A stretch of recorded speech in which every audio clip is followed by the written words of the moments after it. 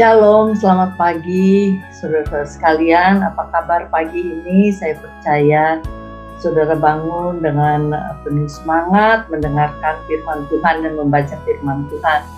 Karena itu adalah landasan yang terbaik untuk kehidupan kita sepanjang hari ini. Sebelum itu mari kita bersatu dalam doa. Bapa di surga, terima kasih Tuhan, Engkau telah memberi tidur yang nyenyak dan telah membangunkan kami pagi ini dalam keadaan tidak kekurangan sesuatu apapun. Tuhan, kami akan melandasi hari ini dengan firman-Mu. Oleh karena itu kami undang Roh Kudus untuk membimbing kami, memberi pengertian, pewahyuan untuk pribadi lepas pribadi melalui firman-Mu yang akan kami baca saat ini Tuhan. Tuhan, tolong kami Tuhan, beri kebijaksanaan, hikmat, pengertian yang daripada-Mu untuk mengerti tujuan-Mu dalam kehidupan kami. Tuhan, kami serahkan seluruh pembacaan Alkitab ini dari awal pertengahan hingga akhir ke dalam tangan pengasihan-Mu.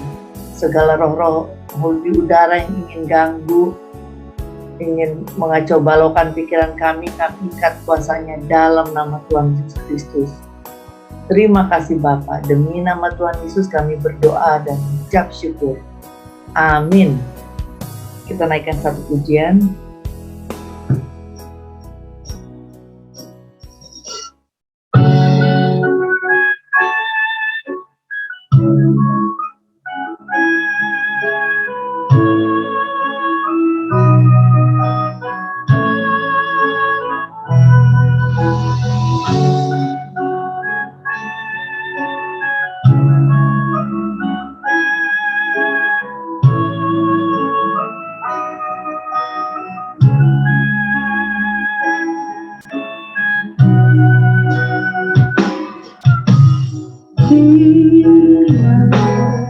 Kita bagi hariku, terang bagi jalanku. Firman-Mu, kita bagi kakiku, terang bagi jalanku. Waktu ku bimbang dan hilang jalanku, tetaplah Kau di sisiku. Nyatakan ku takut, asal Kau di dekatku, besertaku selamanya.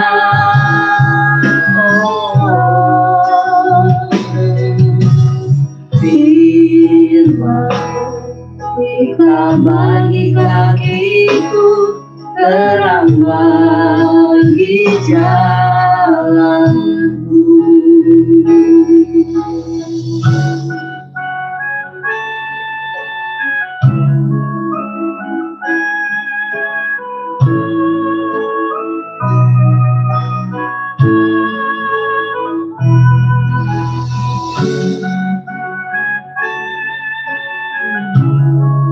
Ya Tuhan, kami tak akan ragu apabila Engkau senantiasa di sisi kami Tuhan. Yes Lord.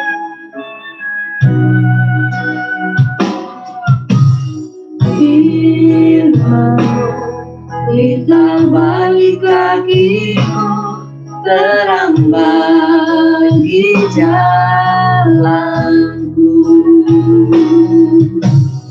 Firman-Mu, kita bagi kakiku, terang bagi jalanku. Waktu ku bimbang dan hilang jalanku, tetaplah Kau di sisiku. Letakkan ku takut, asal Kau di dekatku. Benar Tuhan, kami tidak akan takut ada Tuhan selamanya. Oh yes Lord. Firman-Mu, pelita bagi kakiku, terang bagi jalanku, terang bagi jalanku.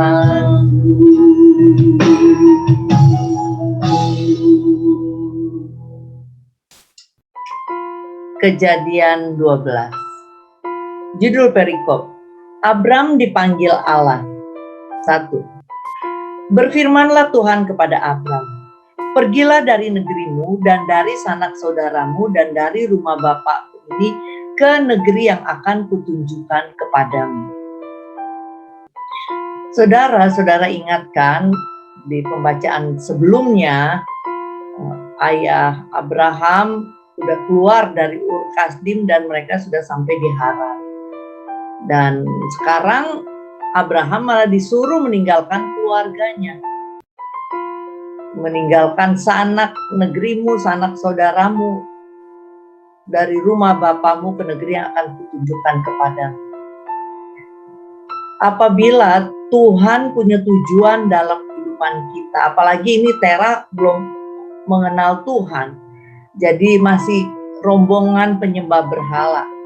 Apabila Tuhan punya tujuan dalam kehidupan kita, maka Tuhan akan memisahkan kita, menarik kita keluar dari segala sesuatu yang kira-kira akan menghalangi kita. Jadi kita, apakah itu sanak keluarga, negeri kita, teman kita, atau apa kita akan ditarik keluar. Kalau Tuhan punya tujuan untuk kita, tujuan tertentu seperti kayak Abraham ini. Nah, tugasnya kita adalah kemana Tuhan tarik kita, ya kita harus rela seperti Abraham ini supaya kita bisa dipakai Tuhan. Harus mempercayakan diri kita kepada Tuhan.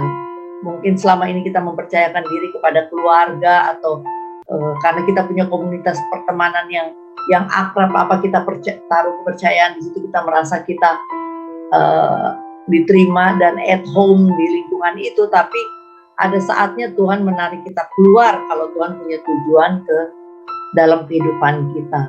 Dan itu sekali lagi saya katakan, kita harus punya hati yang rela. Dari hubungan kita yang dekat dengan Tuhan lah kita bisa mendengar Tuhan ingin membawa kita kemana. Sebenarnya kehidupan Abraham ini juga merupakan simbol dari kehidupan manusia di dunia. Kita di dunia, kita adalah perantau. Kita lihat Abraham sepanjang hidupnya nomaden. Malah nanti kita lihat untuk pekuburan istrinya aja dia nggak ada, dia harus beli tanah orang Het. Karena apa? Karena dia nomaden. Seperti kita di kehidupan di bumi. Kita adalah pengembara di bumi ini. Rumah kita yang sebenarnya adalah di surga. 2. Aku akan membuat engkau menjadi bangsa yang besar, memberkati engkau serta membuat namamu masyhur dan engkau akan menjadi berkat. Saudara, ini janji Tuhan sebenarnya bukan kepada Abraham, kepada seluruh dunia. Karena dikatakan aku membuat engkau menjadi bangsa yang besar, memberkati engkau serta membuat namamu masyhur dan engkau akan menjadi berkat. Ini bukan berkat mana, ini berkat kepada seluruh dunia. Dan janji Tuhan ini telah digenapi. Ini meskipun belum secara penuh digenapi, tapi sudah mulai digenapi. Kita lihat berkat dari keturunan Abraham, yaitu orang Israel. Kalau kita lihat komputer yang kita pakai dari Israel, obat-obatan, teknologi, semua.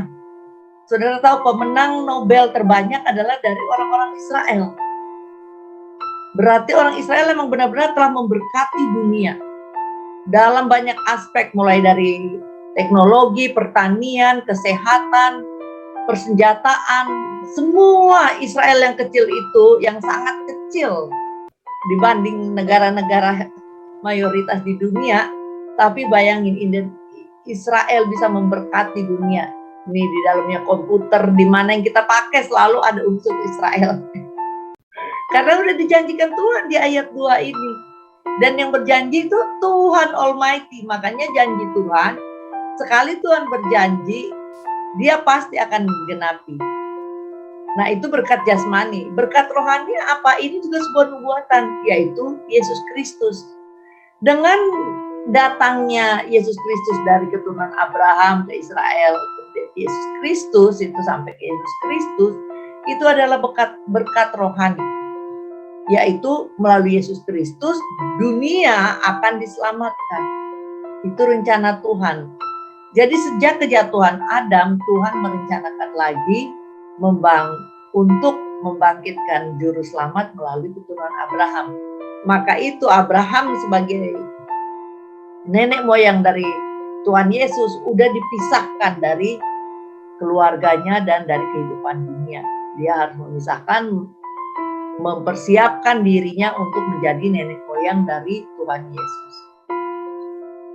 Jadi ayat 2 ini janji Tuhan digenapi.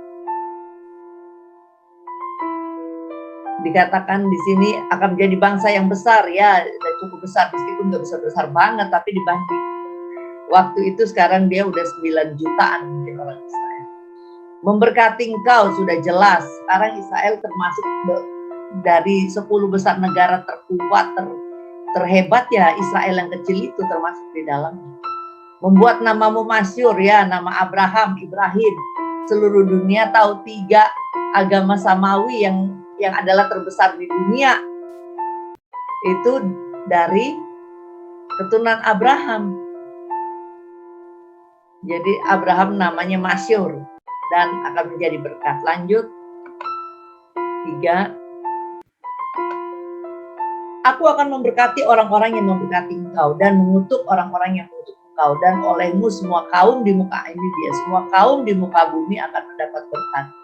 Ya, lanjutan dari ayat 2 tadi.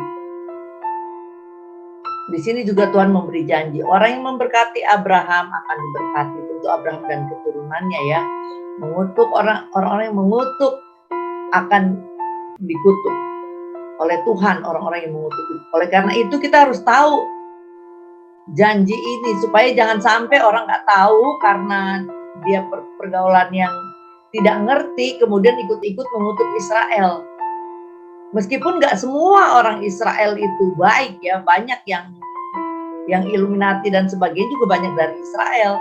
Maksudnya orang-orang yang ahli-ahli Taurat Farisi juga dari Israel yang membunuh Yesus.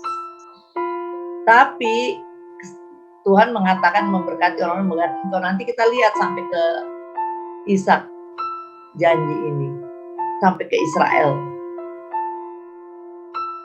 Jadi kita harus tahu di mana kita harus memberkati supaya kita mendapat berkat. Kita harus tahu.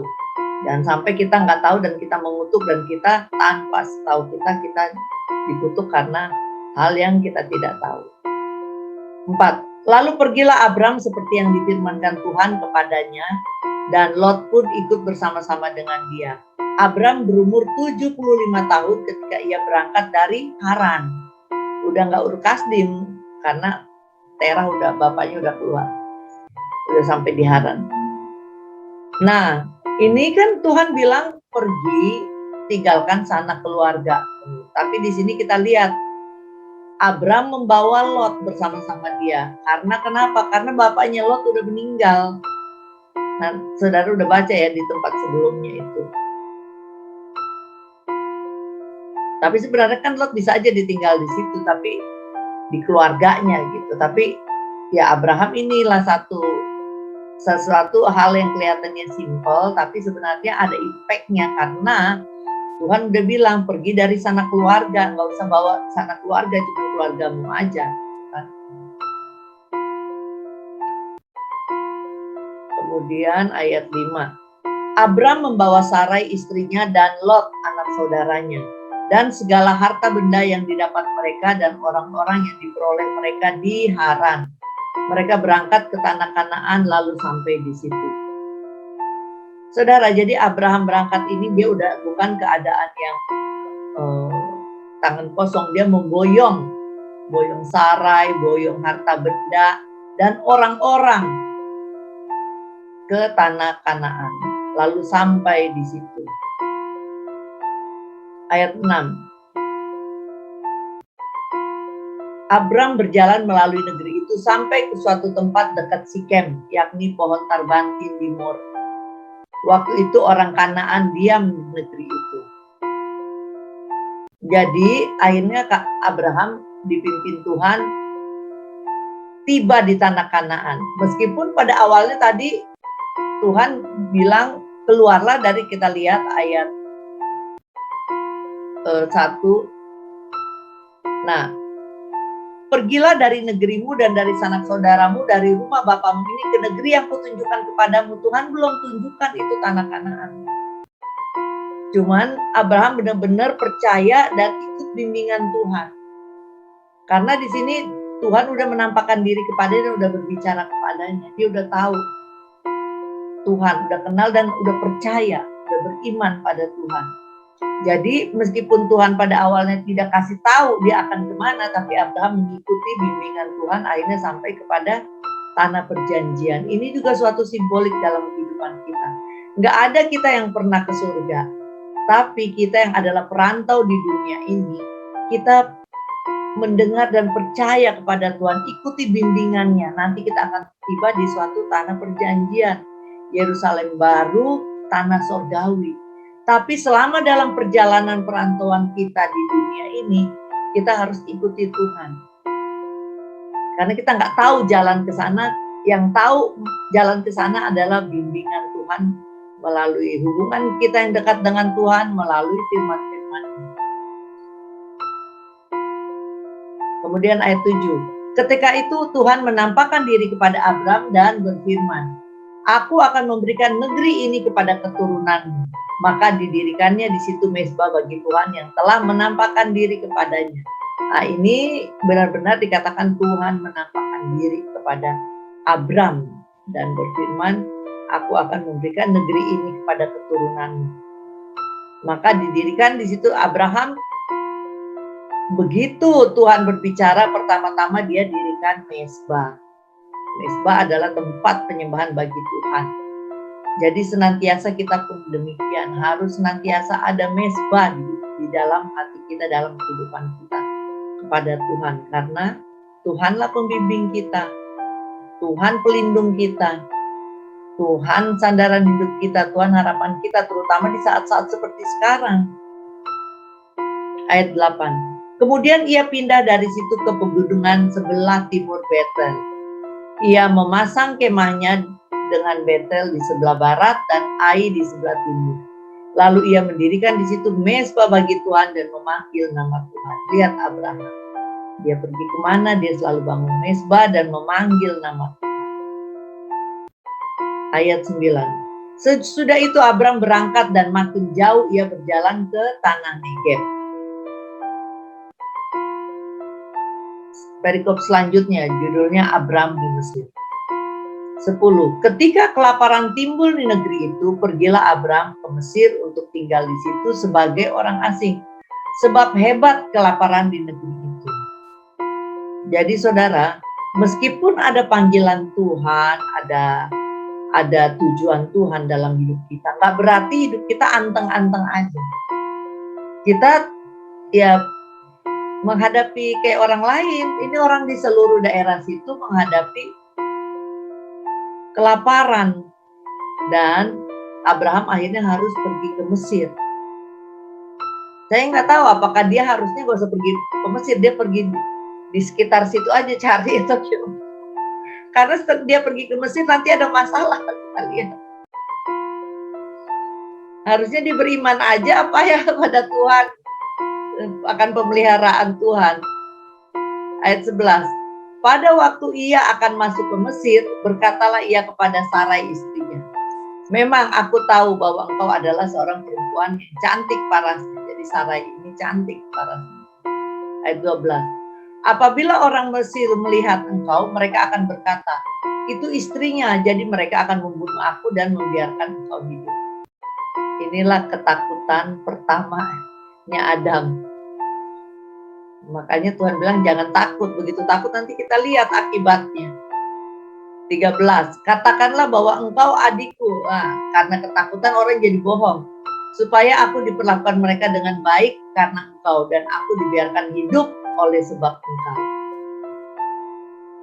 Saudara, ini Abraham dikenal sebagai bapak orang beriman. Tapi saudara lihat, ia menjadi bapak orang beriman gak serta-merta turun dari langit imannya di granted di dalam dirinya. ini adalah suatu proses. Ya, termasuk proses jatuh bangunnya seperti sekarang yang kita baca. Jadi Alkitab ini adalah kitab yang jujur menceritakan mengenai umat Allah, meskipun dia adalah seorang umat yang besar, seorang pilihan yang sangat besar, cikal bakal berkat seluruh dunia, cikal bakal orang Israel, cikal bakalnya Tuhan Yesus.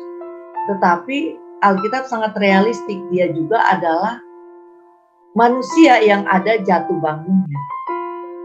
Dan meskipun dia disebut bapak orang beriman, tapi dia kelaparan, pergi juga keluar dari tanah yang Tuhan udah mau berikan kepadanya, bukannya ngetem aja di situ berharap sama Tuhan sambil bercocok tanam atau bagaimana, malahan dia pergi meninggalkan. Nanti kita lihat dia balik lagi. Ayat 14, sesudah Abram masuk ke Mesir, orang Mesir itu melihat bahwa perempuan itu sangat cantik.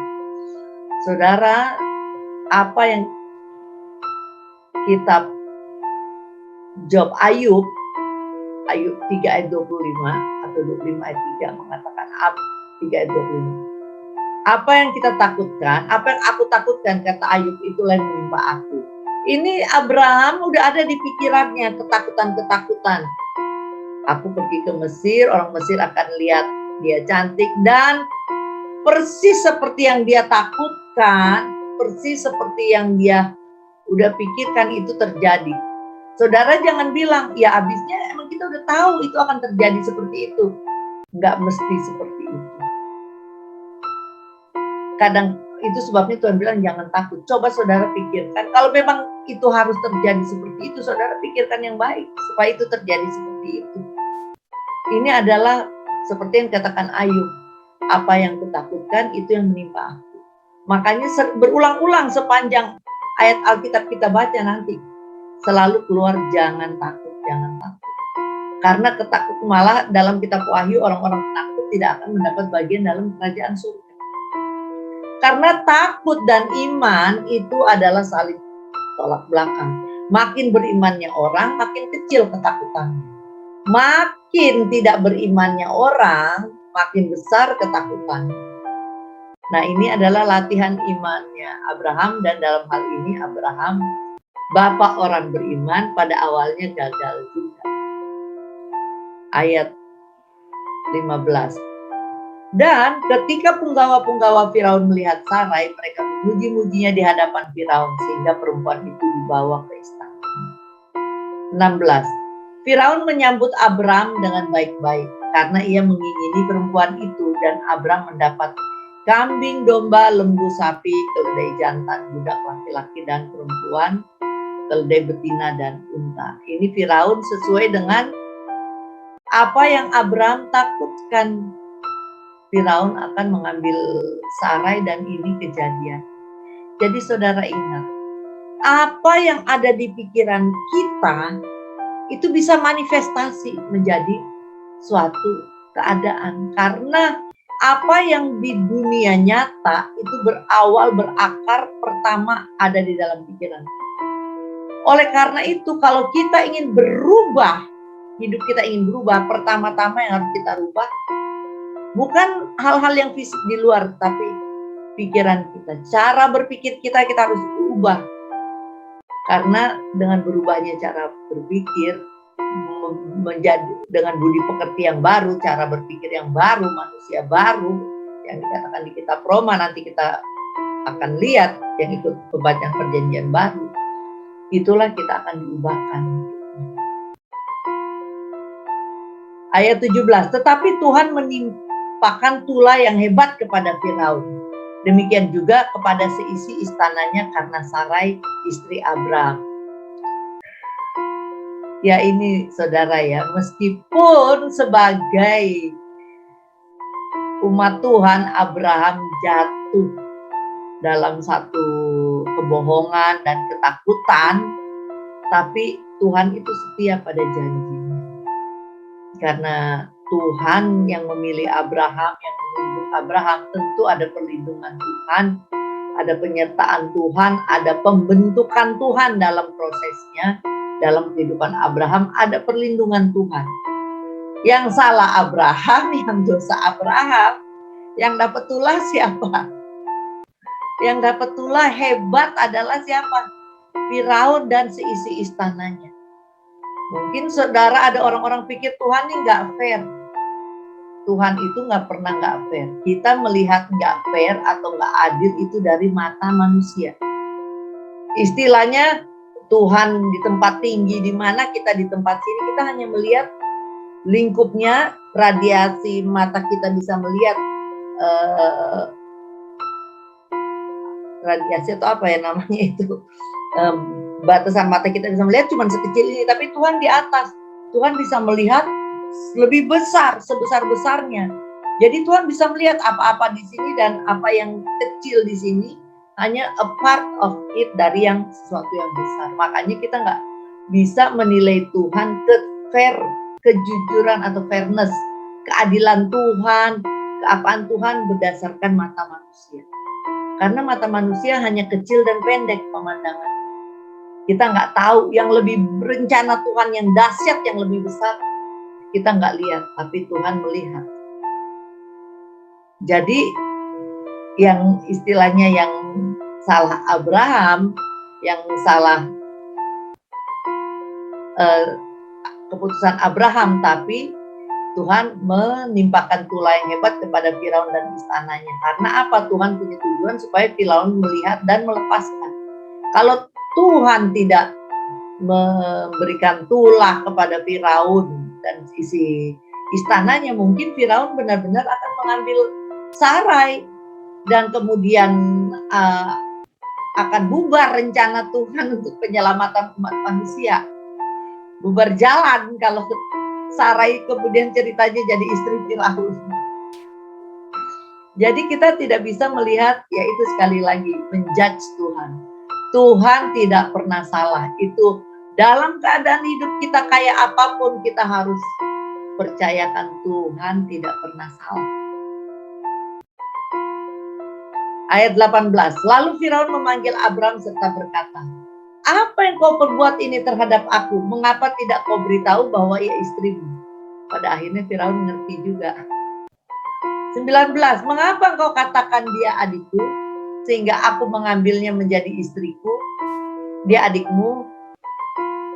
Ya, maksudnya ini Abraham yang mengatakan. Mengapa engkau katakan dia adikku, sehingga aku mengambilnya menjadi istriku? Sekarang inilah istrimu, ambillah dan pergilah. Jadi Firaun akhirnya mengerti bahwa Abraham itu, Sarai itu bukan adiknya Abraham. Meskipun kalau kita lihat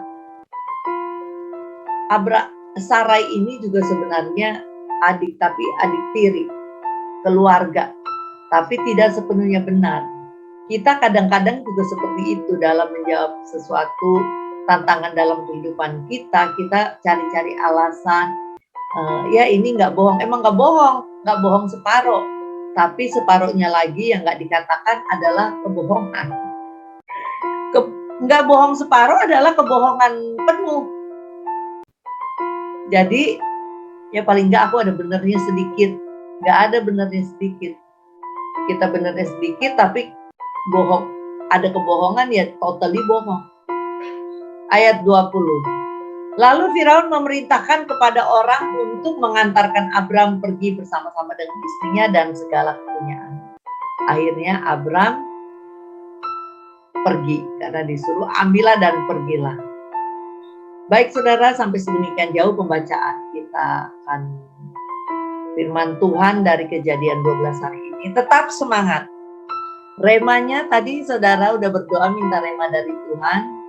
Silakan saudara catat di buku catatan saudara dan renungkan. Bagi saya remanya adalah tadi ayat 2. Aku akan membuat engkau menjadi bangsa yang besar dan memberkati engkau serta membuat namamu masyhur dan engkau akan menjadi berkat.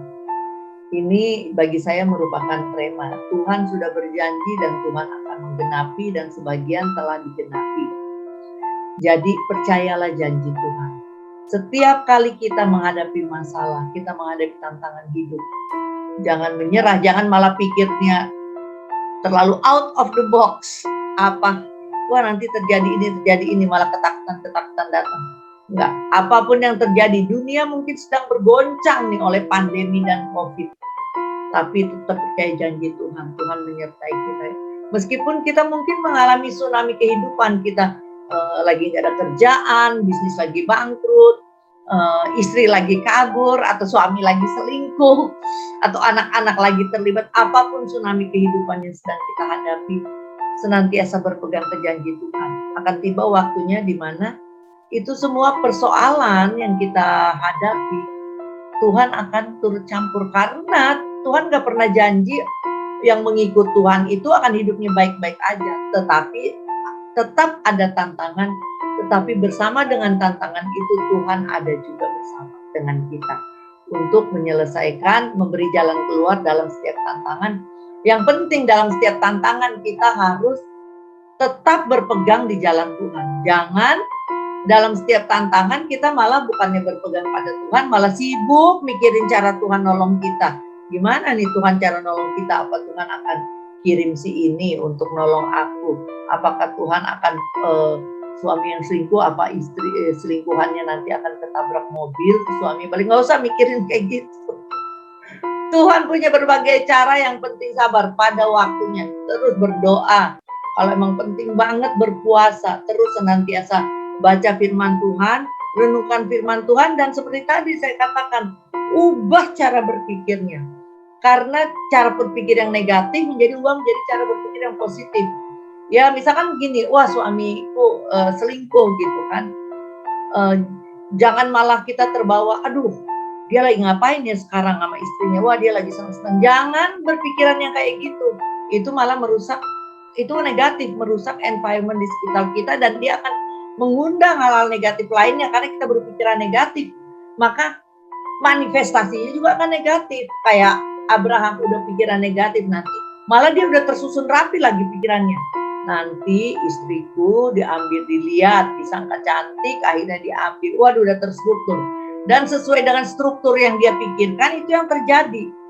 Makanya kita harus ubah cara berpikir kita. Puji Tuhan, meskipun suamiku selingkuh, ya memang pasti hatinya sakit. Nggak gampang ini yang saya katakan, tapi itu harus Anda lakukan, saudara lakukan. Kalau saudara ingin berubah hidupnya. Oh ya puji Tuhan, suamiku masih ada bersama aku.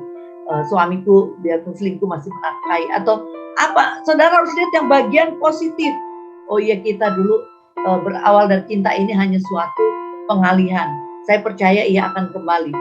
Ubah, cari hal-hal yang positif, gali yang positif, dan kembangkan itu. Karena kalau kita berpikiran negatif, hati kita juga jadi sedih, dan hati yang sedih itu akan banyak masalah lah pokoknya.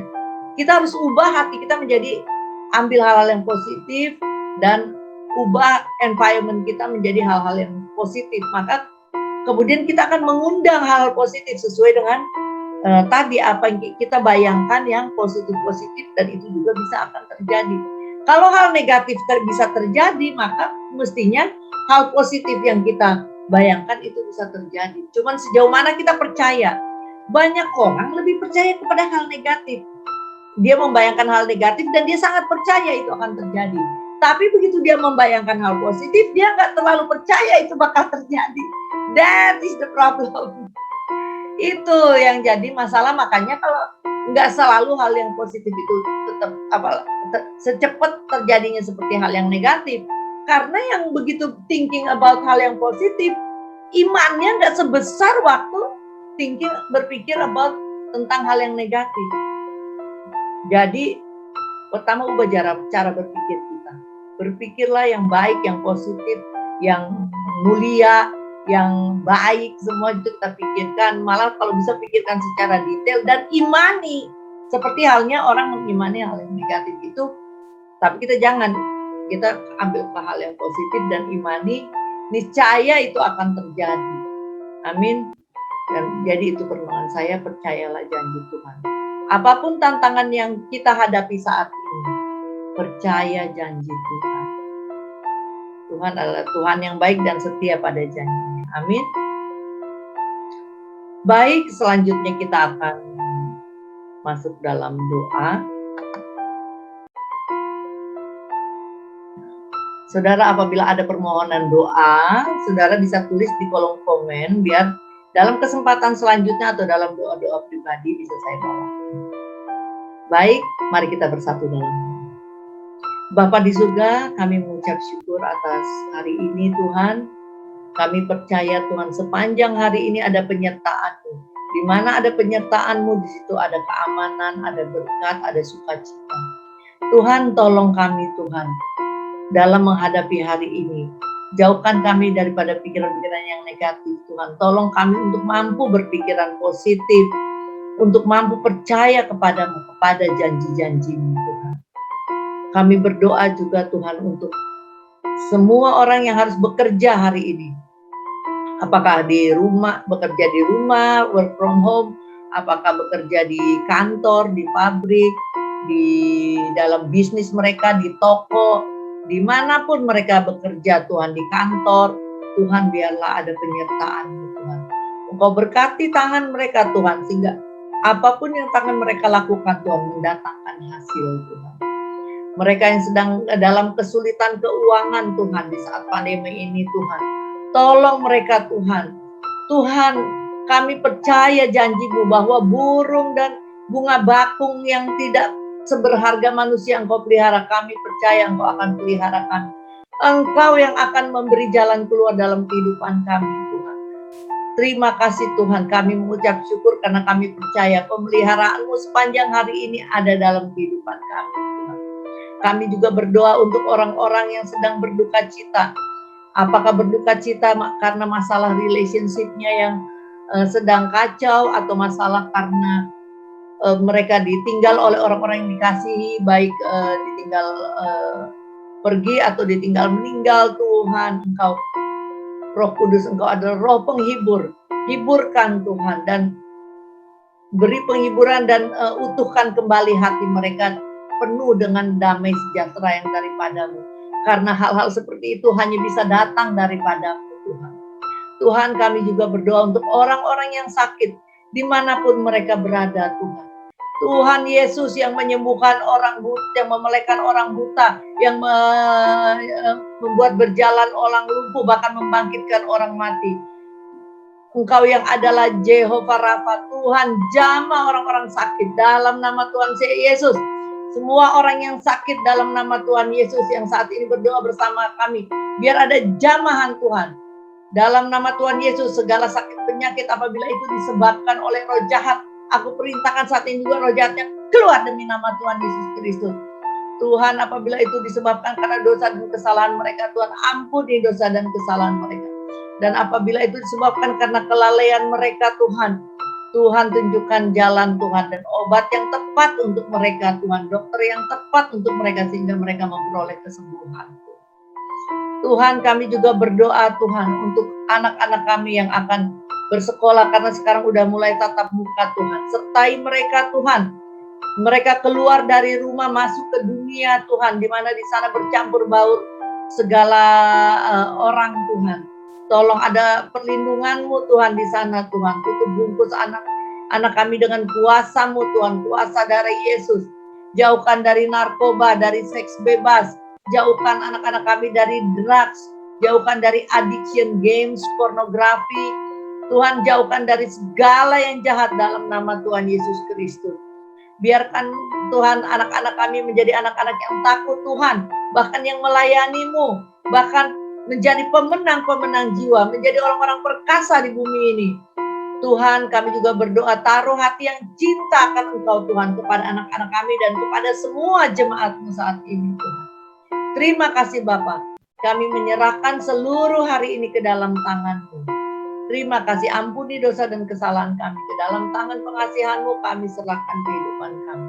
Tolong kami untuk senantiasa berpegang padamu dan pada firman-Mu dan mengaplikasikannya dalam kehidupan kami sehari-hari. Dalam nama Tuhan Yesus kami berdoa dan mengucap syukur. Haleluya, amin. Saudara, angkat hati dan kita katakan kita terima berkat. Damai sejahtera, kiranya kasih dari Allah Bapa kita, damai sejahtera dari Tuhan Yesus Kristus, pimpinan bimbingan Roh Kudus kiranya menyertai saudara sekalian, dari sekarang sampai Maranatha. Tuhan Yesus memberkati. Baik, selamat pagi semua, selamat beraktivitas senantiasa. Laksanakan firman Tuhan apabila ada tantangan harus memilih. Ya, tidak firman Tuhan atau firman Tuhan, senantiasa berpegang pada firman Tuhan. Karena itu tidak akan sia-sia. Tuhan Yesus memberkati, sukses dan diberkati selalu. Amin. So guys, jangan lupa ya like dan share ke teman-teman kalian. Tekan tombol subscribe-nya, nyalakan belnya atau loncengnya. Thanks guys, God bless.